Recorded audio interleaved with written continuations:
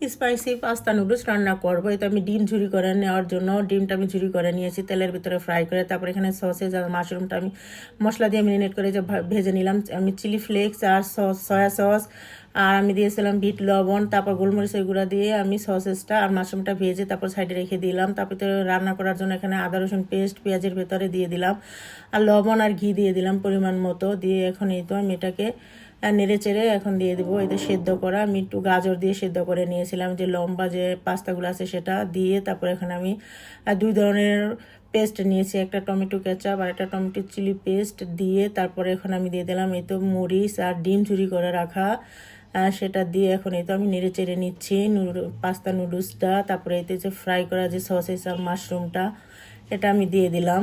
Spicy একবারে খুবই test হয় এই পাস্তা নুডলসটা, অবশ্যই ট্রাই করে দেখতে পারেন। আমি সহজভাবেই আমি করে দেখালাম, এভাবে করে দেবেন, বাচ্চারা একবারে চেটেপুটে খেয়ে নেবে। এই তো দেখুন দেখতে কতটা লোভনীয় হয়েছে।